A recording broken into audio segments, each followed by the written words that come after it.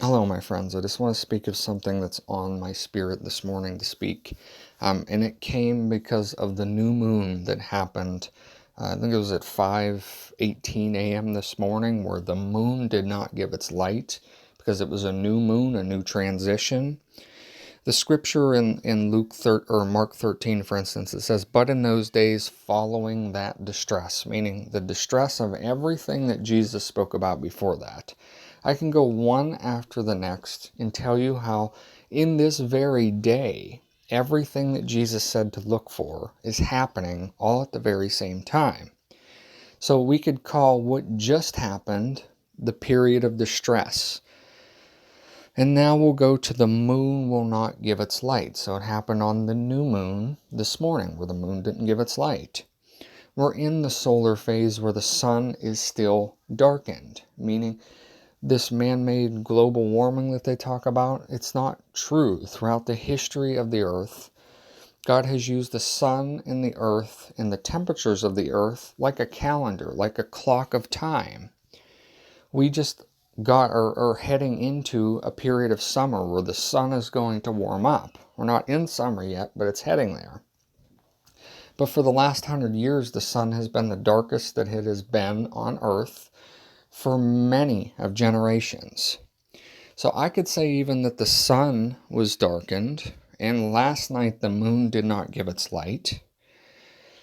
The very next thing that's next is the stars will fall from the sky and the heavenly bodies be shaken, which is exactly the same thing that it is in Revelation 12, when the angels are cast from heaven and thrown down to the earth, which is exactly the same thing that's in Revelation 7, whenever the great destroyer is getting close to the earth and all of the chaos that happens before the main body gets here. How all of these things correlate to this exact day and time. And the moon will not give its light. It happened this morning. But would the Lord just use the solar cycles to declare that the sun is darkened? Or will he give us even a greater sign? And that's what's on my mind this morning, is if it's going to happen right now, I think he's going to give it a little bit of a push. In the next few days, if there is a gigantic earthquake causing a volcano or causing multiple eruptions, so much so that the sky is darkened, then truly I believe the stars will fall from the sky and the heavenly bodies will be shaken imminently. I'm looking for this. I don't know whether it's actually going to be fulfilled in that manner or not. It's just what has crossed my spirit.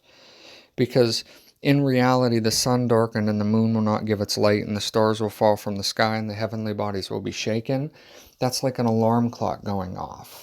That's how God uses the sun, the moon, and the stars in the conditions of our world. He uses it like an alarm clock, announcing the time to wake up, the time of a new season. And all of these things that have already happened in Mark 13. This could be the part in Scripture where we look at and say, yes, that gives us an exact amount of days that we are to look for.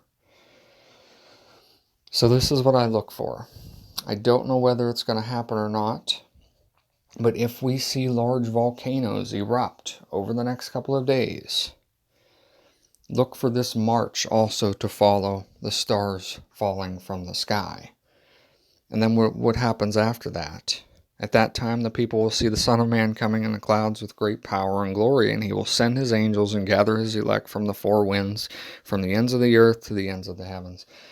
Meaning this is that long-awaited rapture that the church thinks that they're going into.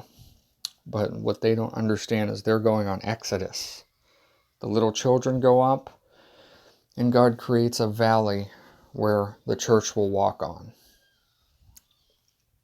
If we have a volcano, if the sun is somehow even more diminished, during the same time the moon did not give its light, the sign from this morning, look also for the third part to come, and the stars will fall from the sky and the heavenly bodies be shaken. Over the next couple of days, we go to the end of Mark 13, for instance, and it says, "What I say to you, I say to everyone, watch." I guess this is kind of the announcement that I'm making. Watch, because those stars are going to start falling from heaven.